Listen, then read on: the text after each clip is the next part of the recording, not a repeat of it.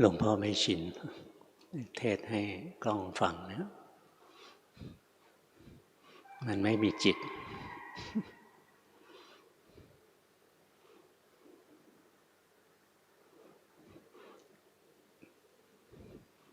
ตอนนี้ที่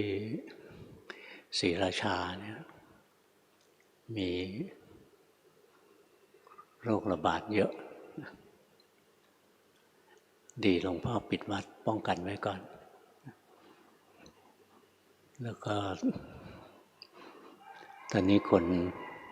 ต่างจังหวัดจะเดินทางเข้าชลบุรีแล้วก็ทำยากหลวงพ่อประเมินสถานการณ์ไว้ก่อนแล้วว่าคงระบาด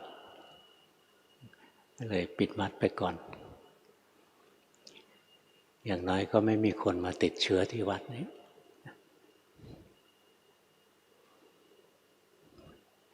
ตอนนี้เราก็ต้องอยู่บ้านกันนี่อยู่บ้านทำยังไงให้มันมีความสุขได้อยู่ด้วยความมีสติอย่าไปเสียอกเสียใจกลุ้มใจเคยทำอะไรอิสระตอนนี้ทำไม่ได้มันก็แค่ความเคยชินเท่านั้นเองเคยชินที่จะร่อนเร่ออกนอกบ้านพอไม่ได้ไปเอากลุ้มใจอย่างหลวงพ่อเคยชินอยู่ในวัดนะไม่ได้ออกไปไหนไม่กลุ้มใจเลยสบายใจดีซะเองไม่ต้องยุ่งกับใครพยายามฝึกตัวเองนะให้เรามีความสุขอยู่ได้ด้วยตัวของเราเองความสุขที่อาศัยคนอื่นอาศัยสิ่งอื่นนั้นมันไม่ยั่งยืนหรอกความสุขที่ต้องอาศัยคนอื่นพอเราไม่ได้อยู่กับคนนี้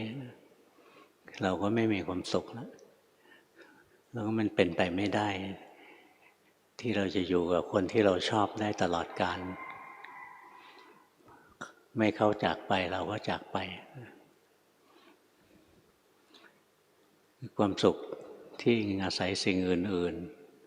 ๆเคยชินจะต้องออกไปกินเหล้าไปเที่ยวผับเที่ยวบาร์อะไรความสุขที่อาศัยสิ่งอื่นมันไม่ยั่งยืนความสุขที่เราจะฝึกตัวเองให้เข้าถึงความสงบนั่นเป็นความสุขที่ยั่งยืน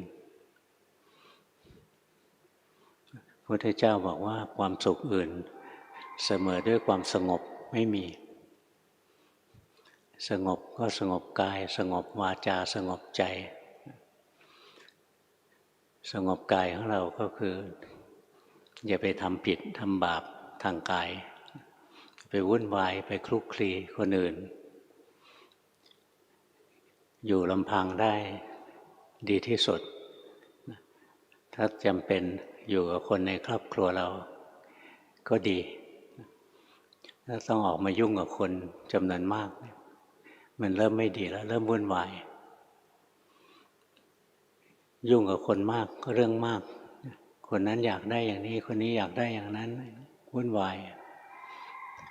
แต่บางคนก็มีหน้าที่ต้องยุ่งกับคนอย่างโฆษกสบคอย่างเงี้ยต้องยุ่งกับคนไม่ยุ่งไม่ได้มีหน้าที่ยุ่งกับคนก็วุ่นวายแหละคนนั้นมีความเห็นอย่างนี้คนนี้มีความเห็นอย่างนั้นนี่มีหน้าที่ต้องทำก็ต้องทำไปส่วนคนไหนไม่มีหน้าที่ก็อยู่เฉยๆอยู่ลำพังได้ก็ดีนะหรือใหญ่ขึ้นมาหน่อยกว้างขวางขึ้นมาหน่อยอยู่ในครอบครัวเราในบ้านเราจำเป็นต้องไปทำงานอยู่ในที่ทำงานเลิกงานแล้วก็กลับบ้านแต่ไหนแต่ไรมาแล้วตั้งแต่หลวงพ่อยังไม่ได้บวชนะเป็นฆราวาสหลวงพ่อมีวินัยในตัวเองถ้าเลิกงานแล้วไม่มีธุระจำเป็นต้องไปที่ไหนก็ไม่ไปหรอกคือถ้างานสังคม ก็เลือกงานศพนะไปงานศพมันไม่ค่อยมีพิษมีภัยอะไรแต่งานแต่งงานงานขึ้นบ้านใหม่งานอะไรเงี้ยเลี่ยงได้หลวงพ่อเลี่ยงตลอดมันงานหลงโลกอย่างงานศพมันงานความจริงของโลกเราไปเห็นมีคนตายมีอะไรเนี่ยมันก็เกิดความสำรวมระวังในตัวเราเองขึ้นมาเนี่ยปกติหลวงพ่อจะมีกายวิเวกไม่ไปยุ่งกับใครมีจิตวิเวกฝึกจิตของเราให้มันสงบสันติถึงเวลาก็กลับมาบ้านมาภาวนาหรือไม่ได้ออกนอกบ้านนะอยู่ในบ้านเฉยๆก็ภาวนาทำอะไรไม่ได้ก็หายใจไปรู้สึกตัวไปหายใจเข้าพุทหายใจออกโทอะไรก็ทำไปเถอะทำกรรมฐานสักอย่างหนึ่งหลวงพ่อชอบใช้ลมหายใจนะกับบริกรรมพุทโธอันนี้เป็นเรื่องส่วนตัวเราทำอานาปานสตินะไม่มีใครรู้ว่าเราปฏิบัติแต่ถ้าเราทำกรรมฐานอย่างอื่นนะมันโจ่งแจ้งคนมันเห็นรู้ว่าปฏิบัติอย่างถ้าเราเดินจงกรมเดินไปเดินมาอะไรเงี้ยกลับไปกลับมาคนเขาก็รู้ว่าปฏิบัตินั่งสมาธิอย่าไปนั่งให้คนเห็นว่านั่งของเราเงียบๆค่อยๆฝึกของเราไปอย่างขยับมือทำจังหวะอย่างหลวงพ่อเทียนคนเห็นปุ๊บก็รู้ปั๊บเลยหรือไปเดินจงกรมนะเดินช้าๆอะไรเงี้ยคนเขาเห็นเขาก็รู้ว่าปฏิบัติทำไมไม่อยากให้คนเห็นคนเห็นแล้วเรื่องมากคนมันไม่เข้าใจเรื่องการปฏิบัติมันรู้สึกผู้ปฏิบัติเนี่ยมีสองจำพวกคือพวกบ้ากับพวกใกล้บ้ามีสองชนิดเท่านั้นนะคือพวกบ้าถ้าไม่บ้าก็ใกล้บ้าก็มองงั้นเราก็ไม่ต้องไปทำให้ใครเขาเห็นเราก็ภาวนาของเรายิ่งตอนนี้ต้องอยู่บ้านยิ่งดีที่สุดเลยได้ work from home แต่บางอาชีพก็ทำไม่ได้นะอย่างเป็นกัปตันขับเรือบินwork from home ไม่ได้ผู้โดยสารช็อกตายเรือบินยังไม่ทันตกก็ช็อกตายไปก่อนแล้วนี่ถ้าเราอยู่ของเราได้ที่บ้านเราภาวนาฝึกจิตของเราจิตมันมีธรรมชาติแสสายเดี๋ยวก็วิ่งไปทางโน้นวิ่งไปทางนี้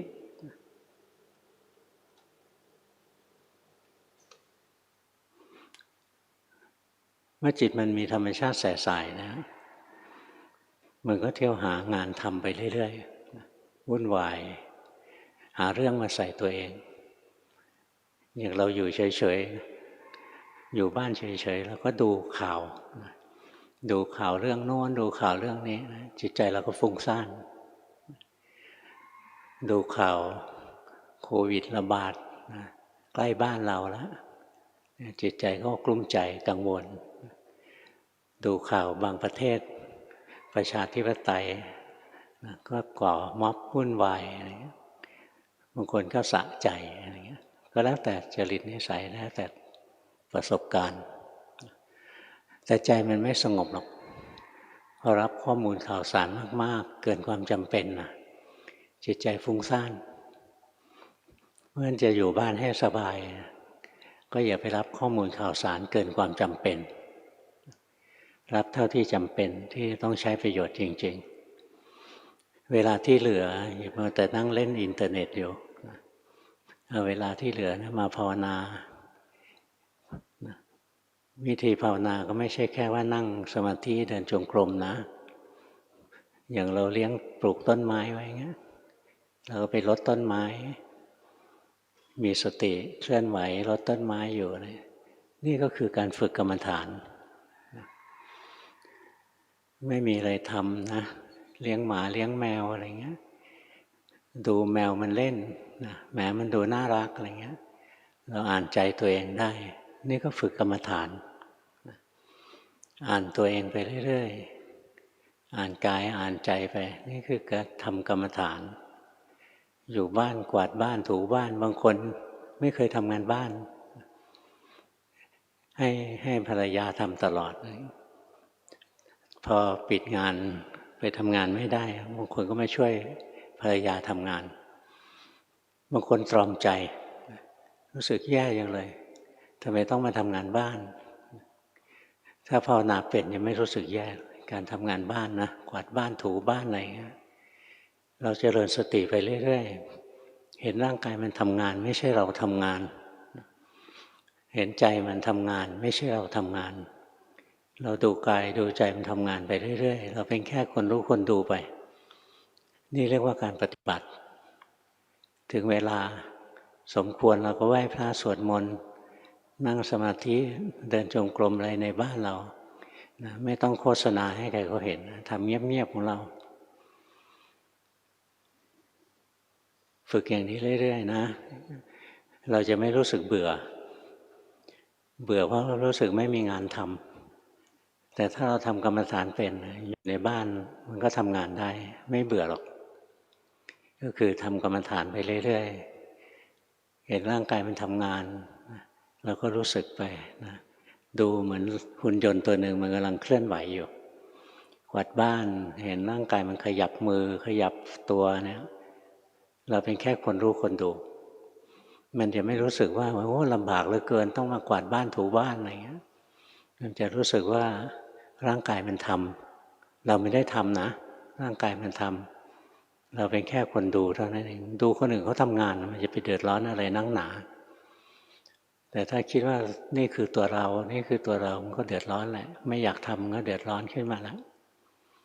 เนี่ยค่อยๆฝึกตัวเองอยู่ในบ้านก็ฝึกกรรมฐานสำหรับการอยู่ในบ้านไม่เคยล้างห้องน้ำก็ไปล้างซะบ้างนะไปทำความสะอาดบ้างร่างกายเคลื่อนไหวรู้สึกนะจิตใจเคลื่อนไหวรู้สึก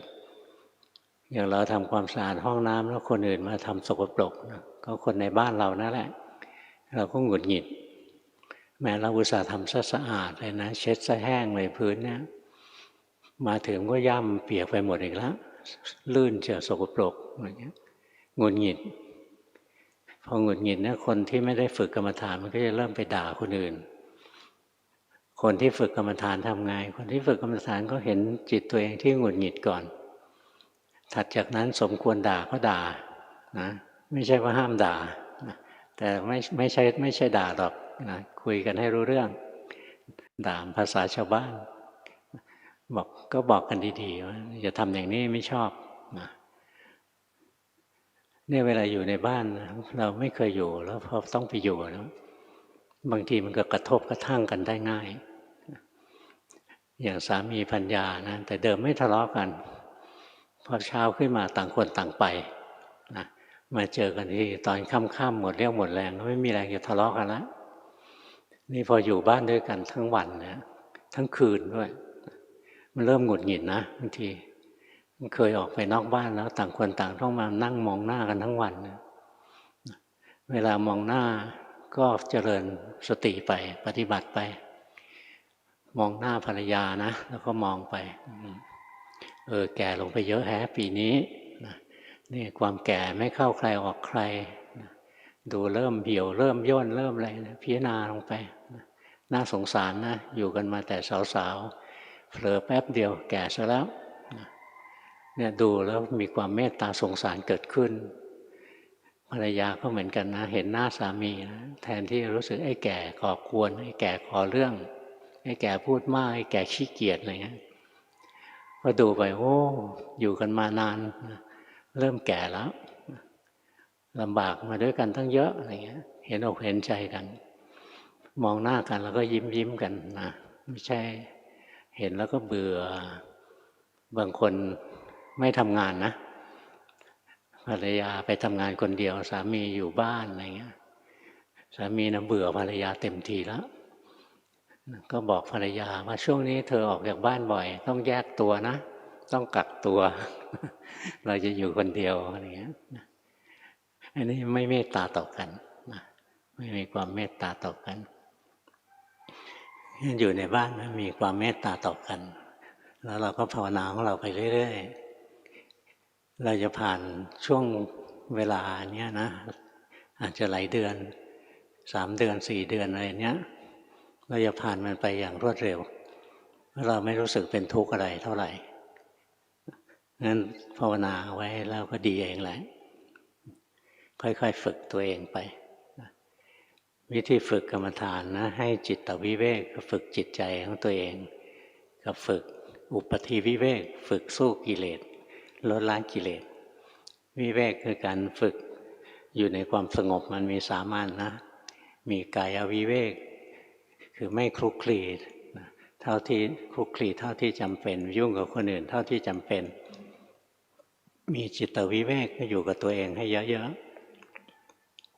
เรียนรู้ตัวเองให้มากแล้วก็มีต่อไปมันจะได้ผลปล่อยได้อันหนึ่งคืออุปธิวิเวกสงบจากกิเลสถ้าเราภาวนาเป็นเราจะรู้เลยว่าตัวที่ทำให้จิตใจเราไม่สงบนั่นก็คือกิเลสเท่านั้นแหละไม่ใช่ตัวอื่นเลยงั้นเราหัดภาวนานะจิตเราก็สงบเนี่ยได้จิตวิเวกแล้วก็ได้เห็นความจริงด้วยว่าเวลากิเลสเกิดเนี่ยจิตใจมันดิ้นรนฟุ้งซ่านวุ่นวายพอเราเห็นอย่างนี้เรื่อยๆเห็นบ่อยๆไปจะรู้เลยศัตรูของชีวิตเราเนี่ยไม่ใช่คนอื่นนะไม่ใช่โควิดศัตรูในชีวิตเราจริงๆที่ทำให้เราไม่มีความสงบสุขนะก็คือกิเลสของเราเองงั้นหัดสังเกตไปเรื่อยๆการรู้เท่าทันกิเลสไม่ใช่เรื่องยากอะไรเป็นเรื่องง่ายๆแต่ว่าคนส่วนใหญ่ไม่รู้ที่ไม่รู้เพราะละเลยที่จะรู้ถ้าไม่ละเลยก็สามารถรู้ได้ง่ายๆอย่างเราโกรธขึ้นมาเนี่ยพอเราโกรธขึ้นมาเนี่ยคนส่วนใหญ่จะไปดูคนที่ทำให้เราโกรธหรือบางทีหมาเข้ามาในบ้านนะแมวเข้ามาในบ้านอะไรเงี้ยเราไม่ชอบนะหรือหนูเข้าบ้านงูเข้าบ้านอะไรเงี้ยเราไม่ชอบโทสะมันขึ้นนะถ้าเป็นตัวอะไรที่ไม่น่ากลัวมากนะอย่างหมาขี้เลื้อนเข้ามาในบ้านอะไรเงี้ยเราไม่กลัวมากเราก็โมโหนี่โทสะขึ้นจิ้งจกตุ๊กแกเข้ามาในบ้านนี่บางคนกลัวเห็นจิ้งจกเนี่ยใจจะขาดให้ได้เลยอันนี้กลัวก็เป็นโทสะเหมือนกันโกรธก็เป็นโทสะกลัวก็เป็นโทสะเนี่ยถ้าเราจะฝึกกรรมฐานนะตอนนี้มีงูเลื้อยเข้าบ้านเนี่ยใจมันกลัวรู้ว่ากลัวค่อยๆเคลียร์มันออกไปงูเองก็ต้องการที่สงบสุขเหมือนกันต้องการที่ปลอดภัยเหมือนกันถ้ามันรู้สึกว่ามันอยู่ตรงนี้ไม่ปลอดภัยนะไม่ต้องไปตีมันหรอกแค่มันรู้สึกว่ามันไม่ปลอดภัยเดี๋ยวมันก็ไปเองถ้ามันไม่ไปเราก็เรียกนะพวกอะไรอาสาสมัครอะไรพวกนั้นมาช่วยนะเขาฝึกมาเนี่ยเราฝึกใจของเรานะอย่างคนทั่วไปเนี่ยโกรธเวลาโกรธเนี่ยจะไปสนใจสิ่งที่ทำให้โกรธสนใจคนที่ทำให้โกรธสนใจสัตว์ที่ทำให้โกรธบางคนโกรธต้นไม้นี่มันงอกตรงนี้นะไม่พอใจคนส่วนใหญ่มันได้แค่นี้คือมันดูอารมณ์ที่ทำให้โกรธสนใจแต่สิ่งเหล่านั้นไม่เคยย้อนมาดูว่าจิตกำลังโกรธพวกเรานักปฏิบัติเนี่ยนะเราต่างกับชาวบ้านเขานิดเดียวโกรธได้ไหมโกรธได้คนอื่นโกรธได้เราก็โกรธได้นะไม่ต้องแกล้งมารยาทำเป็นว่าใจดีหรอกเพราะเรายังมีความโกรธอยู่เราก็รู้ว่าโกรธแต่ว่าความโกรธเกิดขึ้นเนี่ยแทนที่ไปสนใจคนที่ทำให้โกรธเราย้อนมาดูเนี่ยความโกรธกำลังผุดขึ้นมามันผุดขึ้นมาจากกลางหน้าอกนะมันผุดขึ้นมาผุดขึ้นมานะถ้ามันเบาเราเห็นมันผุดนิดเดียวเท่านั้นมันดับไปเลยถ้ามันแรงเป็นอารมณ์ที่แรงโกรธแรงมันพุ่งขึ้นถึงหัวเลยนะเนี่ยเลือดขึ้นหน้าเลยเนี่ยเราค่อยเห็นไปเราเห็นใจที่โกรธแค่นี้ก็เรียกว่าปฏิบัติแล้วหรือเวลาโลภเนี่ยมันก็ไม่ใช่เรื่องยากที่จะรู้ว่าใจเราโลภคนอื่นเวลาโลภนะเขาจะไปสนใจ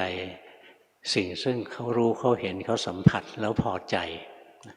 อย่างไปเดินศูนย์การค้านะไปเจอ มือถือยี่ห้อใหม่อะไรเงี้ยหรือรุ่นใหม่อยากได้พออยากได้เนี่ยเขาไม่เห็นใจที่อยากนะเขาจะเห็นแต่มือถือนั้นนะมันก็แค่นี้เองอ่ะเมื่อเราเป็นนักปฏิบัตินะไม่ใช่ผิดมนุษย์มนาไม่ใช่ทำตัวเป็นหุ่นยนต์ไร้ความรู้สึกนะความรู้สึกอะไรมีอยู่ก็แค่รู้ว่ามันมีความรู้สึกอันนั้นเกิดขึ้นเห็นความรู้สึกอันนั้นเกิดขึ้นความรู้สึกอันนั้นตั้งอยู่ความรู้สึกอันนั้นดับไปแค่นี้แหละเรียกว่าการปฏิบัติแล้วไม่ใช่ว่าเหมือนคนทั่วๆไปไม่เคยรู้ทันความรู้สึกของตัวเองรู้ทันแต่เรื่องข้างนอกไอ้คนนี้ทำให้เราโกรธพอมันมาเนี่ยเราก็สนใจมันนะคอยจ้องจับผิดมันตลอดเวลาคนนี้เราชอบนะก็คอยตามดูด้วยความเพลิดเพลินพอใจด้วยความเคลิบเคลิ้มอย่างเงี้ยอยู่เฉยๆแล้วก็ใจลอยคิดถึงอดีตคิดถึงอนาคตฟุ้งซ่านเลื่อนลอยไปหลงไปเนี่ยเราคอยรู้ทันจิตใจตนเองนะมันไม่ใช่เรื่องยากเราสามารถหลอมรวมการปฏิบัติเข้าในชีวิตจริงของเราได้เลยเวลาเจอสิ่งที่ทำให้ไม่ชอบใจอย่ามัวแต่ดูสิ่งที่เราไม่ชอบให้ดูใจที่ไม่ชอบนะเวลาเจอสิ่งที่ชอบใจอย่ามัวดูแต่ของที่เราชอบอันนั้นให้เราย้อนมาดูว่าใจมันกำลังชอบอยู่เวลาเรานั่งเพลินๆคิดไปอดีตคิดไปอนาคตมันลืมปัจจุบันไปอันนี้หลงแล้วลืมปัจจุบันนะคำว่าโมหะก็คือการที่เราไม่เห็นสภาวะที่กำลังมีอยู่สภาวะธรรมรูปธรรมนามธรรมมีอยู่ในปัจจุบันเท่านั้นในอดีตไม่มีสภาวะอะไรแล้วเป็นเรื่องความจำเลื่อนลอยอนาคตก็ยังไม่มีสภาวะเกิดขึ้นเป็นแค่ความคิดเท่านั้นเองเพราะฉะนั้นการที่เราคอยอยู่กับปัจจุบันนะไม่หลงร่างกายเคลื่อนไหวรู้สึกจิตใจเคลื่อนไหวรู้สึกอันนี้เรากำลังสู้อยู่กับโมหะนะ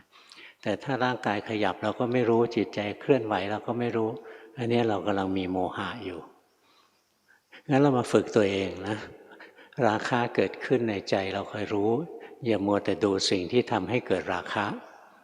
โทสะเกิดขึ้นในใจให้รู้นะรู้ที่ใจเราอย่ามัวแต่ดูสิ่งที่ทำให้โทสะเกิดขึ้น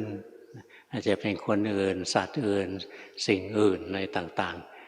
ๆแต่ไม่ค่อยโมโหตัวเองนะโมโหตัวเองนี่บางคนนะส่วนใหญ่ก็จะเป็นโมโหคนอื่นรักเนี่ยรักตัวเองที่สุดนะแต่ลืมตัวเองบ่อยที่สุดเนี่ยอาภัพจริงมนุษย์เรารักตัวเองนะแต่ก็ลืมตัวเองทั้งวันเลยปกติถ้ารักอะไรเราก็ชอบไปนั่งดูนั่งเฝ้าแต่รักตัวเองแล้วลืมไม่สนใจเนี่ยเราจะต่างกับชาวบ้านเขาต่างกับคนไม่ภาวนานิดเดียวเองนะคนอื่นเขามัวแต่สนใจสิ่งที่ถูกรู้ถูกดูของเราสนใจจิตใจของเราที่เป็นผู้รู้ผู้ดูจิตใจเรามีราคะรู้ทันจิตใจเรามีโทสะรู้ทันจิตใจเราฟุ้งซ่านไปอดีตไปอนาคตอะไรลืมกายลืมใจในปัจจุบันรู้ทันการที่เรารู้ทันเนี่ยนะมันคือการฝึกเราจะได้ทั้งจิตวิเวกนะแล้วต่อไปจะได้อุปธิวิเวกคือจะได้ทั้งสมาธิได้ทั้งปัญญาเวลาที่ใจเราจะไม่มีสมาธิเนี่ยก็เกิดจากกิเลสมันมาลากจูงใจเราไปนี้เราคอยรู้เท่าทันกิเลสนะกิเลสลากใจเราไปไม่ได้ใจเราก็ไม่ฟุ้งซ่านใจเราก็สงบนะก็ได้จิตวิเวกแล้วการที่เราเห็นสภาวะทั้งหลายผ่านมาแล้วก็ผ่านไปผ่านมาแล้วก็ผ่านไปสุดท้ายเราก็รู้ความจริงนะสภาวะทั้งหลายจะเป็นรูปธรรมหรือนามธรรมก็ตามมีเหตุก็เกิดหมดเหตุก็ดับบังคับไม่ได้มีอยู่เพียงชั่วคราวไม่ใช่ไม่มีอยู่ชั่วคราวตามเหตุตามปัจจัยแต่ว่าเมื่อเหตุปัจจัยนั้นหมดไปแล้วมันก็ดับเนี่ยเราเฝ้ารู้อย่างนี้นะต่อไปเราก็จะรู้ความจริงเลยโอ้ร่างกายนี้มันก็ไม่ใช่ตัวเรานะเป็นของถูกรู้ถูกดูเท่านั้นเองยังมีเหตุอยู่ยังมีความสืบเนื่องของชีวิตอยู่ชีวิตตินทรีย์ยังมีอยู่ก็ยังไม่ตายก็มีธาตุไหลเข้ามีธาตุไหลออกอยู่ไม่ใช่คนไม่ใช่สัตว์ไม่ใช่เราไม่ใช่เขาหรอกมาดูความสุขความทุกข์ที่เกิดในร่างกายก็เป็นของถูกรู้ถูกดู อย่างเดินไปชนอะไรแรงๆก็เจ็บขึ้นมาเนี่ยความเจ็บไม่ใช่ร่างกายนะความเจ็บเป็นสิ่งที่เกิดขึ้นมาอาศัยร่างกายเราเฝ้ารู้เฝ้าดูเราก็จะเห็นนะร่างกายก็ไม่ใช่เราความเจ็บปวดมันก็ไม่ใช่เรามันเป็นความรู้สึกที่แทรกเข้ามาเท่านั้นเองหรือความสุขความทุกข์ความเฉยๆในใจเราก็เป็นสิ่งที่แปลกปลอมเข้ามาเป็นคราวๆนะใจเราเดี๋ยวก็สุขเดี๋ยวก็ทุกข์เดี๋ยวก็เฉยๆหมุนเวียนอยู่แค่นี้ทั้งวัน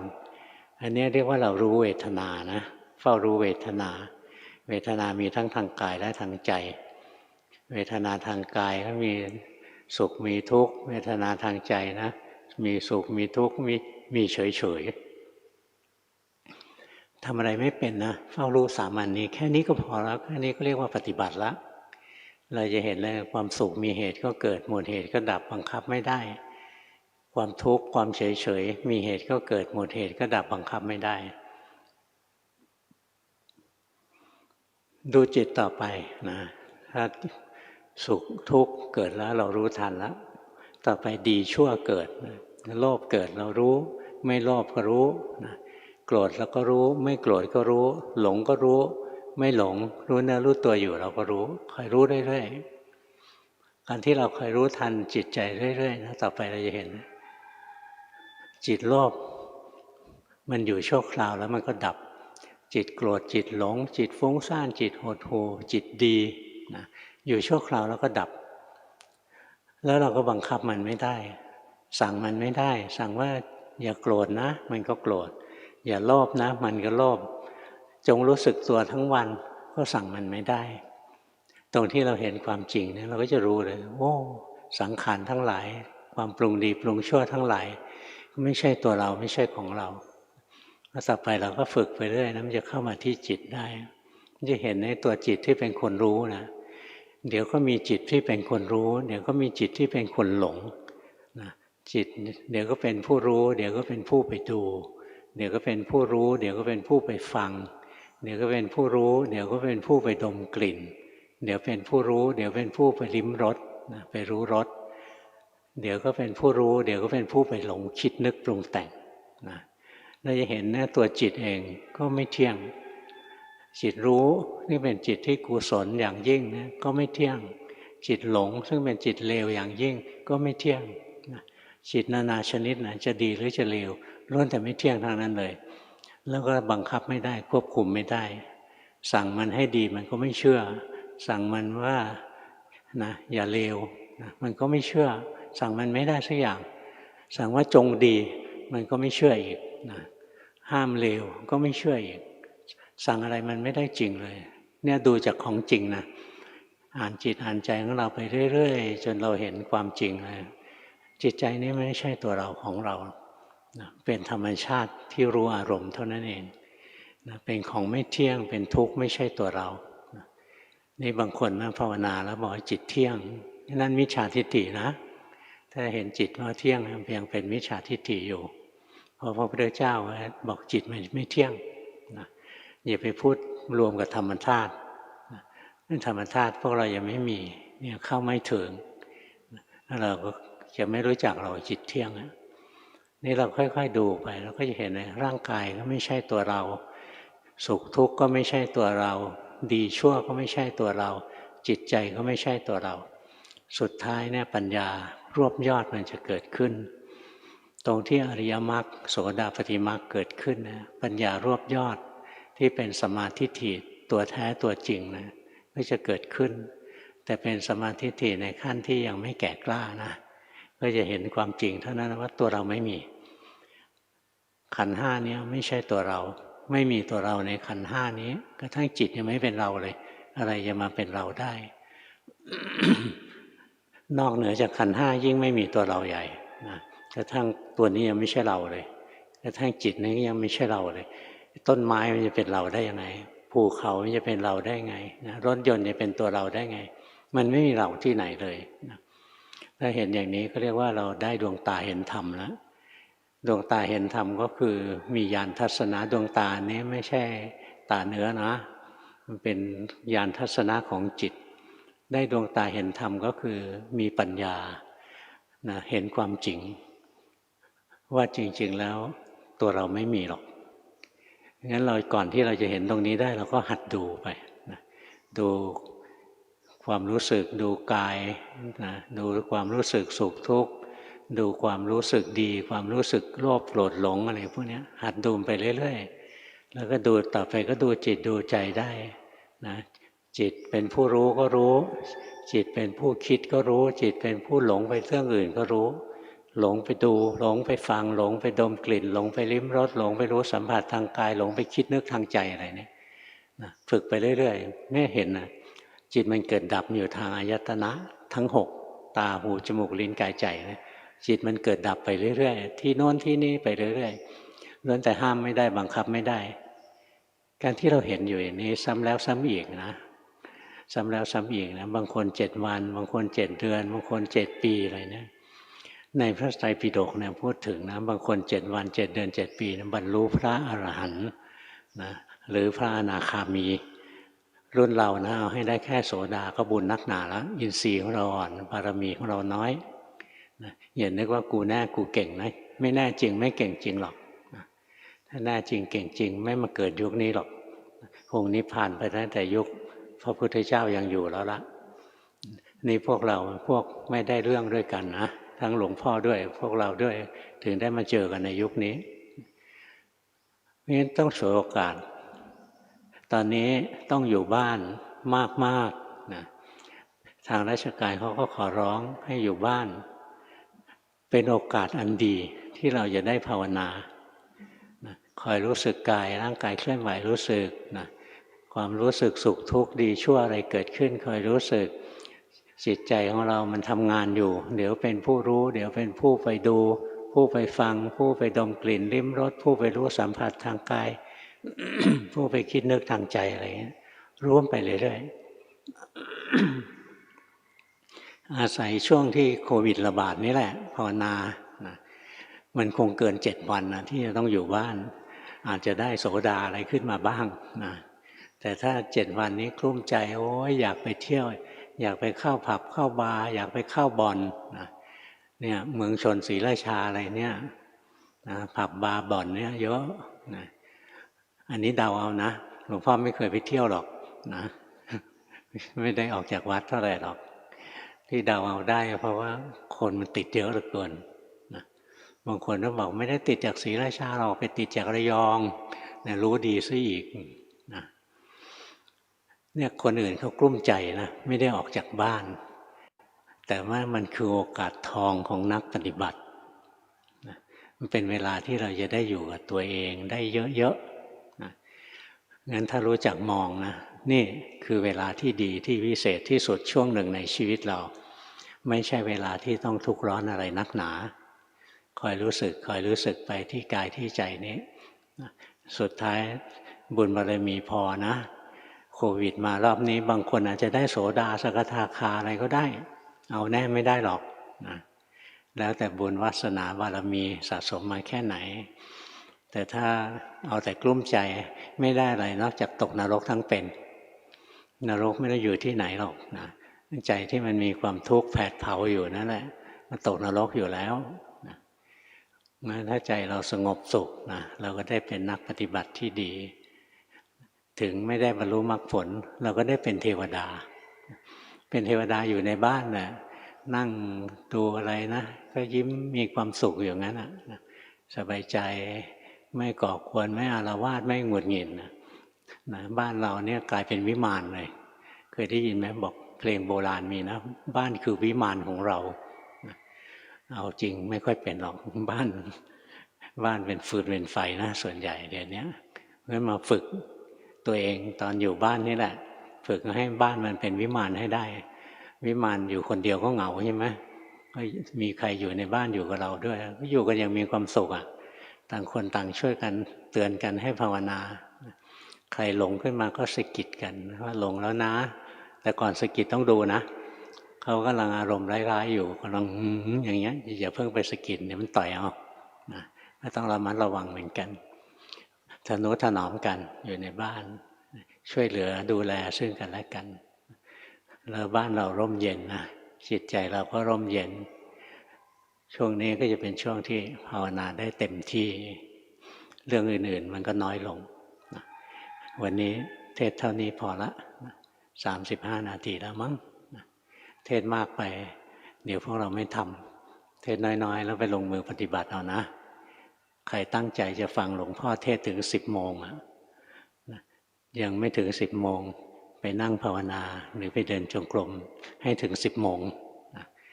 ถ้าเมื่อไหร่พวกเราภาวนาอยู่เมื่อนั้นพวกเราฟังธรรมอยู่เมื่อไหร่พวกเราขาดสติเมื่อนั้นถึงมานั่งอยู่ต่อหน้าหลวงพ่อพวกเราก็ไม่ได้ฟังธรรมเพราะฉะนั้นเรามีสติอยู่นี่แหละเราได้ฟังธรรมอยู่ตลอดเวลาหลวงปู่ดูลย์ท่านเคยสอนนะบอกว่าพระพุทธเจ้านั้นแสดงธรรมอยู่ตลอดเวลาท่านเคยพูดอย่างนี้พระพุทธเจ้าแสดงธรรมอยู่ตลอดเวลาเมื่อก่อนยังภาวนาไม่เป็นไม่เข้าใจภาวนาเป็นแล้วถึงเข้าใจพุทธะก็คือตัวจิตของเรานี่เองมันแสดงให้เราเห็นธรรมะที่เกิดขึ้นตลอดเวลาเดี๋ยวธรรมะฝ่ายกุศลก็เกิดเดี๋ยวธรรมะฝ่ายอกุศลก็เกิดเดี๋ยวธรรมะที่กลางๆไม่เป็นกุศลไม่เป็นอกุศลก็เกิดขึ้นเพราะฉะนั้นธรรมะนั้นได้ถ่ายทอดได้แสดงตัวอยู่ตลอดเวลาที่จิตของเรานี่เองเพราะฉะนั้นถ้าเรามีสติรู้เท่าทันจิตตนเองนะเราจะได้ฟังธรรมตลอดเวลาเราจะไม่ขาดแคลนธรรมะเลยไม่ต้องหิวโหยไม่ต้องไปฟังที่โน่นต้องไปฟังที่นี่อยู่กับตัวเองนั่นแหละอ่านจิตตนเองให้ออกนั่นแหละเราได้ฟังธรรมะแล้วหลวงปู่ดูลย์เคยสอนหลวงพ่อนะบอกธรรมะพระธรรม 84,000 พระธรรมขันธ์เกิดขึ้นที่จิตนี่เองนะเกิดจากจิตนี่เองถ่ายทอดออกมาแต่ว่าส่วนใหญ่เป็นจิตของพระพุทธเจ้าเพราะท่านสะอาดหมดจดจิตของเราเนี่ยไม่ค่อยถ่ายทอดธรรมะที่เป็นกุศลเท่าไหร่นะส่วนใหญ่ก็ถ่ายทอดธรรมะที่เป็นอกุศลเดี๋ยวโลภเดี๋ยวโกรธเดี๋ยวหลงเดี๋ยวฟุ้งซ่านเดี๋ยวหดหู่อะไรต่างๆนานาคนทั่วไปมันก็เป็นอย่างนั้นแหละทำอกุศลตลอดแต่พวกเราฉวยโอกาสตอนนี้แหละอ่านจิตตนเองไปตรงที่เรามีสติรู้ทันจิตโลภโกรธหลงตรงที่มีสตินั่นแหละจิตเป็นกุศลเรียบร้อยแล้วโลภโกรธหลงเป็นกิเลสนั้นกลายเป็นเครื่องมือให้เราพัฒนาสติขึ้นมากลายเป็นคุณประโยชน์กับเรานะแต่เป็นคุณประโยชน์ที่เราไม่ได้ตามมันไปโลภเกิดขึ้นเรารู้มีสติรู้ทันโกรธหลงอะไรเกิดขึ้นมีสติรู้ทันไปเรื่อยนั่นแหละเราได้ฝึกสติของเราให้เข้มแข็งรวดเร็วแล้วเราจะเห็นเลยเดี๋ยวธรรมะก็แสดงเรื่องอกุศลเนี่ยแสดงเรื่องโลภแล้วแสดงเรื่องโกรธแล้วแสดงเรื่องหลงแล้วเดี๋ยวธรรมะก็แสดงเรื่องกุศลคิดถึงการปฏิบัติคิดถึงการสังคมสงเคราะห์ช่วยเหลือผู้อื่นนะช่วยเหลือสัตว์อื่นอะไรเงี้ยนี่เป็นเรื่องดีนะจิตเป็นกุศลเนี่ยค่อยรู้เข้าไปรู้เข้าไปเราจะได้ฟังธรรมะทั้งวันทั้งคืนนะเราจะไม่รู้สึกว่าเราห่างวัดไม่ต้องไปวัดที่อื่นเลยวัดใจตัวเองให้ได้เท่านั้นเองเราจะถึงวัดอย่างแท้จริงงั้นไม่ต้องคร่ำครวญไม่ได้มาวัดนะตอนนี้จะบอกให้วัดสวนสันติธรรมนะน่าอยู่ที่สุดเลยสงบร่มเย็นลมพริ้วเลยนะเนี่ยทำเสียงด้วยนะพริ้วเลยนะสบายนะแต่ว่าโยมอยู่บ้านไปนะภาวนาไปเจอทั้งบ้านเราร่มเย็นนะที่วัดนี่ร่มเย็นมากเลยนะสบายพระก็อยู่กันก็สงบสันติก็มีพระสึกไปบ้างมาลางานมาได้แค่นี้สึกออกไปก็มีนะพระบวชเข้ามาก็พอมีแต่ว่ามีกฎเกณฑ์พระบวชเข้ามาอยู่ที่นี่ช่วงนี้กักตัว14 วันนะถูกกักตัวเหมือนกันนะเพราะงั้นที่นี่เข้มข้นมากเข้มงวดนะในการรักษาระยะห่างเนี่ยเข้มงวดงั้นเราอยู่กันอย่างสงบนะในนี้สบายงั้นพวกเราฝึกอยู่ที่ไหนก็ให้มันมีความสุขอยู่ที่ไหนก็ให้มีความสงบมีความวิเวกอยู่ในตัวเองวิเวกมันตรงข้ามกับคำว่าวุ่นวายวเหมือนกันนะถ้าไม่วิเวกก็วุ่นวายเท่านั้นแหละค่อยๆฝึกแล้วเราจะรู้สึกว่าชีวิตช่วงนี้เป็นช่วงนาทีทองนะช่วงที่เราไปสนไม่ได้นะเราถูกความจำเป็นบังคับให้ต้องอยู่กับตัวเองไหนๆอยู่กับตัวเองแล้วก็พัฒนาตัวเองไปด้วยนะสมควรแก่เวลาแล้วละพอ